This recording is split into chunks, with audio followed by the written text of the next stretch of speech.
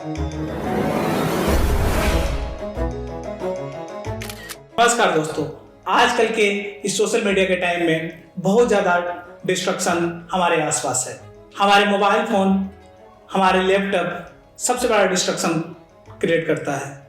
जब भी बच्चे पढ़ने बैठते हैं तो थोड़ा रील देख लेते हैं, थोड़ा शॉर्ट्स वीडियो देख लेते हैं। इसके चक्कर में घंटों बर्बाद हो जाता है, समय का पता भी नहीं चलता है और जो काम करने के लिए बैठे थे वो हो नहीं पाता है। इंग्लिश में एक टर्म है प्रोकास्टिनेशन, इसका हिंदी मतलब होता है टालना मटोलना।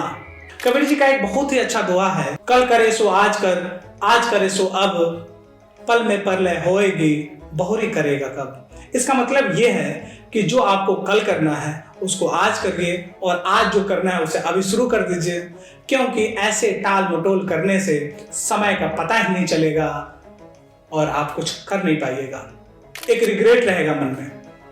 तो देखिए, एक साइंटिफिक अप्रोच से इसको समझते हैं कि आखिर ये कैसे होता है, प्रोकास्टिनेशन क्यों करते हैं, क्यों लोग काम को टाल मटोल करते हैं, इसके पीछे का रीजन क्या है।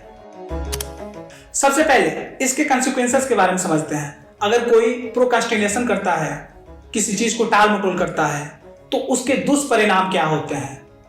देखिए, सबसे पहले ये होता है कि स्ट्रेस आता है, एंजाइटी होती है, फैटिग्यू होता है, रिडक्शन ऑफ सेटिस्फेक्शन होता है, ये सारी चीजें होते हैं। क्योंकि देखिए, एक होता है यूट्यूब पे मोटिवेशन वीडियो देख लेते हैं, तो ये परमानेंट आपको मोटिवेट नहीं करता है, परमानेंट आपके अंदर किसी काम को करने के लिए एनर्जी क्रिएट नहीं करता है। आप मोटिवेशन वीडियो देखें, थोड़े देर के रिचार्ज रहें, फिर वो धीरे धीरे आपका रिचार्ज डिक्रीज होने लगता है और फिर से आप अपना वो प्रोकास्टिनेशन वाला सिस्टम में जकड़ जाते हैं। इसको समझने के लिए 2-3 तरीके हैं। सबसे पहले मैं कुछ साइंटिफिक थ्योरी आपको बताऊंगा। एक थ्योरी का नाम है कॉग्निटिव डिसोनेंस, ठीक है। ये मेंटल कॉन्फ्लिक्ट के चलते होता है। क्या होता है कि आपको किसी चीज में इंटरेस्ट है, जिस चीज में आपको इंटरेस्ट है उसको ना करके आप कोई दूसरा काम करते हैं, यानी आपका मन कहीं और है, कर कुछ और रहे हैं। जैसे बहुत सारे लोग अपना गलत प्रोफेशन चूज कर लेते हैं या बिना अपने आप को समझे, बिना अपने आप को जाने कुछ ऐसा काम करने लगते हैं जिनमें उनकी रुचि नहीं है, यानी मेंटली कॉन्फ्लिक्ट होते रहते हैं। उनके मन में एक द्वंद्व होता है, हमेशा उनके विचारों में कॉन्फ्लिक्ट होता रहता है। करते हैं कुछ और दिमाग में चलता रहता है, मन में चलता रहता है कुछ, यानी मेंटल कॉन्फ्लिक्ट होता रहता है। इसी प्रॉब्लम को कोग्निटिव बोला जाता है। तो पहला तो रीजन ये होता है। दूसरा ये होता है एक्सपेक्टेंसी थ्योरी एक होती है। उसमें क्या होता है कि आप अपने आप से बहुत ज्यादा एक्सपेक्ट कर लेते हैं कि मुझे बहुत कुछ करना है। जैसे क्या होता है, यूपीएससी का प्रिपरेशन जब भी बच्चे करने आते हैं या किसी को बहुत सारा कुछ करना है, तो बिना किसी प्लानिंग के, बिना शॉर्ट टर्म में उसको डिवाइड करे हुए एकदम से भौकाल बना के उसको शुरू करते हैं, जबकि वो काम हो नहीं पाता है।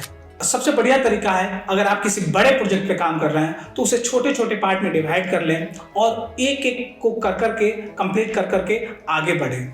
बहुत ज़्यादा उम्मीद रखें, लेकिन उसको ऑर्गेनाइज करने की भी आवश्यकता होती है। एक होता है need theory, understand your own psychological need. कुछ साइकोलॉजिकल नीड होता है सभी लोगों का, उसे समझने की बहुत ज़रूरत होती है। बहुत सारे लोग बहुत ज़्यादा इमोशनल होते हैं, इमोशनली चीज़ों से कनेक्ट रहते हैं।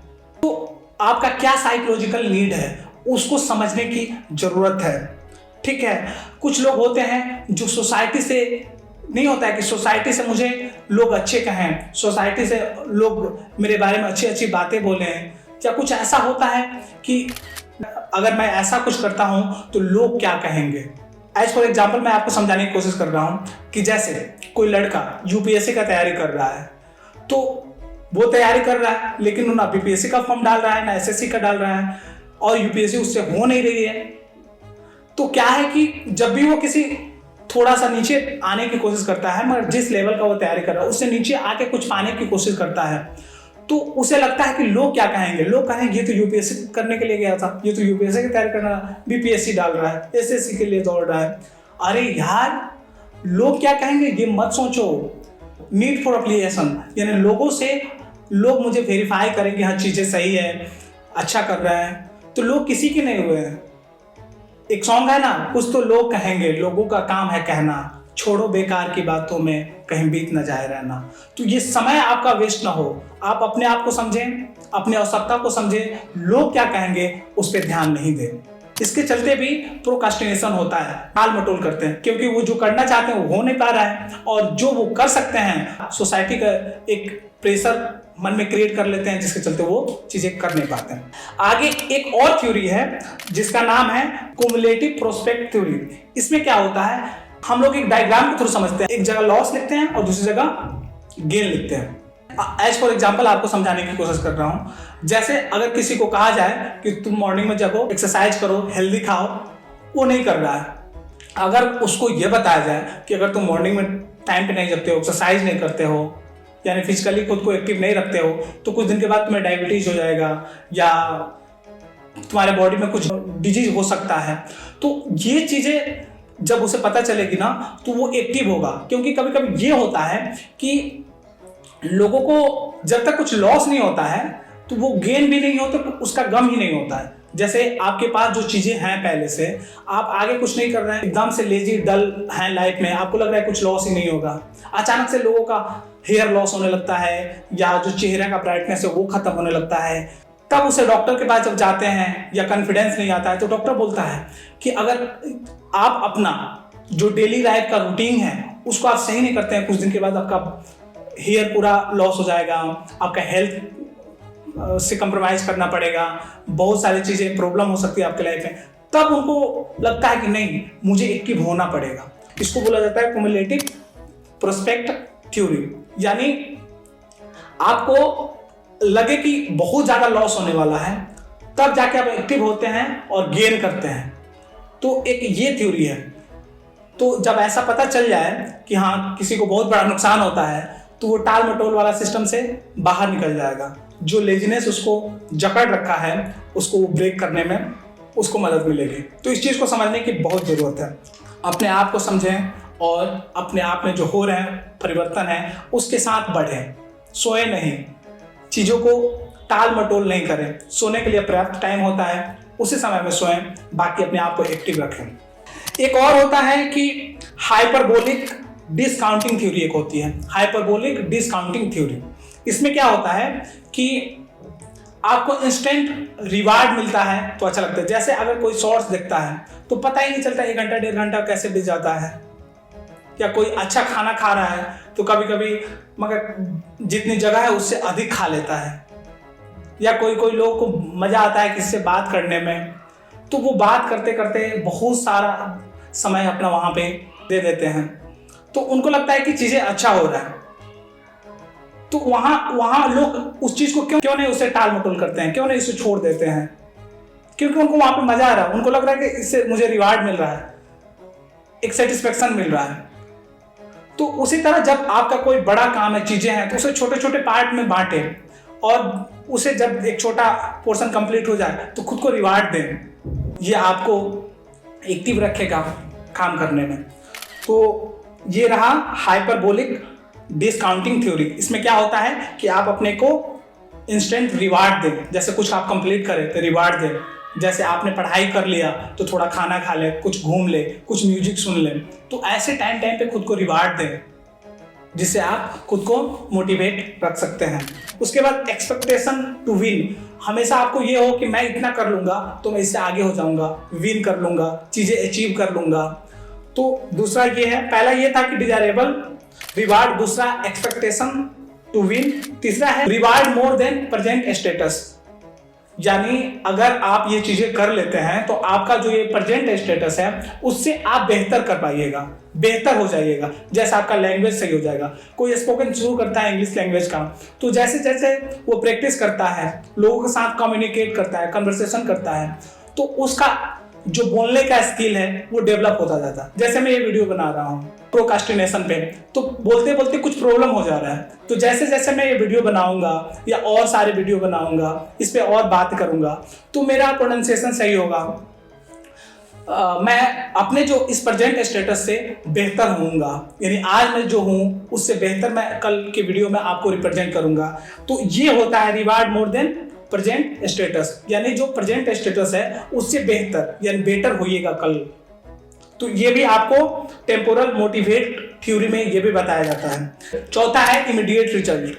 अगर आप बोलते हैं कि अगर मैं आटा सान लेता हूँ और उसे बेलकर पूड़ी बना के तेल में डाल देता हूँ तो पूड़ी बन के निकल जाएगा, तो मैं उसे खा लूंगा, यानी ऐसा कुछ होता है। यानी अगर मैं मार्केट जाता हूँ तो आज जो रूम में नेसेसिटी की जो चीज़ें खत्म हुई है वो मैं ला लूंगा। अगर मैं आज मार्केट जाता हूँ तो जो मेरे पेज खत्म हुए हैं या पेंसिल खत्म है या पेन खत्म है या जो रिक्वायरमेंट की चीज़ें जो अभी समाप्त हो गई है उसको मैं ला लूंगा। अगर मैं मार्केट जाता हूँ तो कुछ खा लूंगा।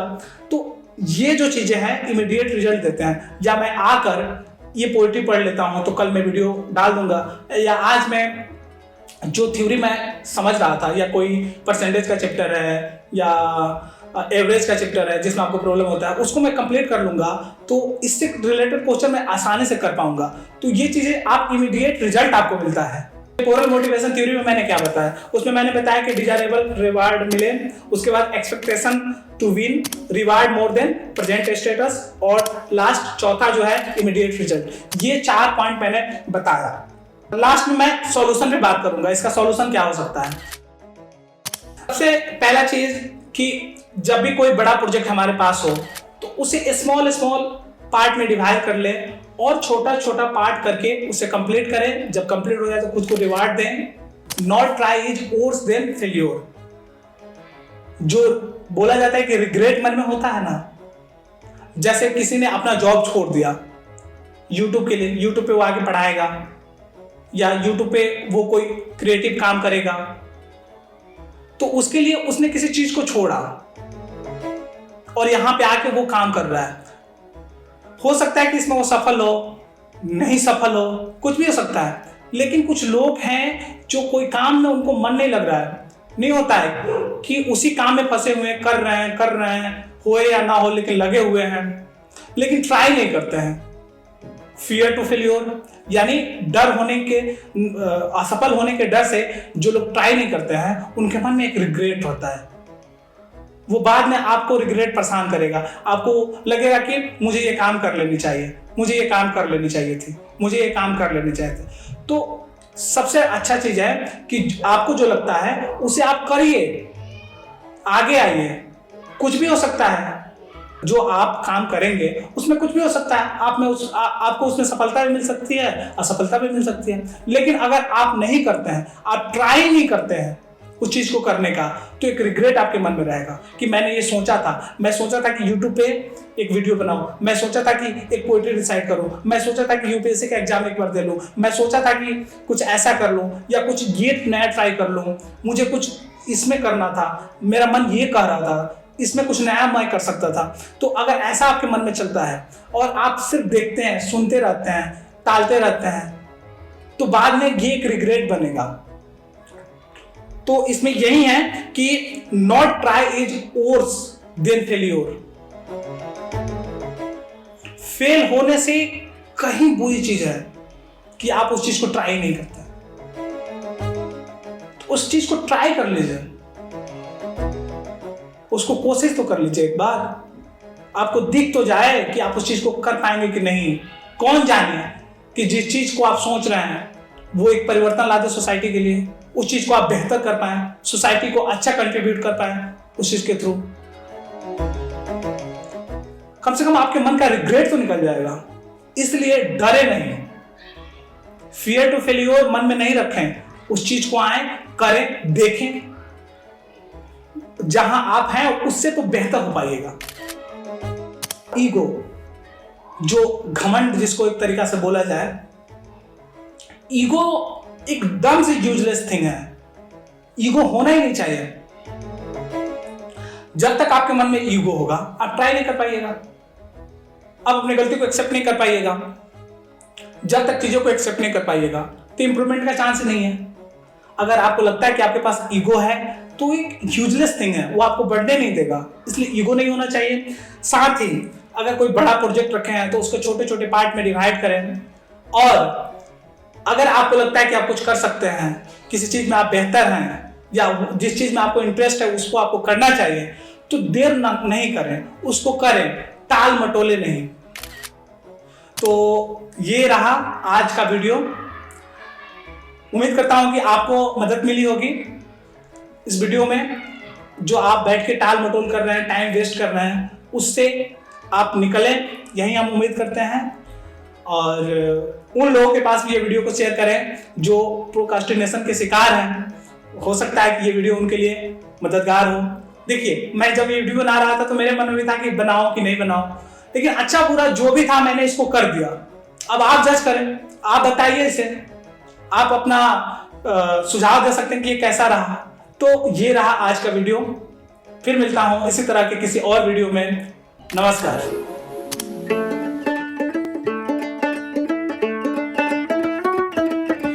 पवन चले उड़ जाना रे पगले हो, पवन चले उड़ जाना रे पगले, समय चूक पछताना, ये समय चूक पछताना। क्या तन मांझ तारे एक दिन माटी में मिल जाना, क्या तन मांझ तारे एक दिन माटी में मिल जाना, क्या तन मांझ तारे एक दिन माटी में मिल जाना हो, एक दिन माटी में मिल जाना, एक दिन माटी में मिल जाना। क्या तन मांझ तारे एक दिन माटी में मिल जाना, क्या तन मांझ तारे एक दिन माटी में मिल जाना।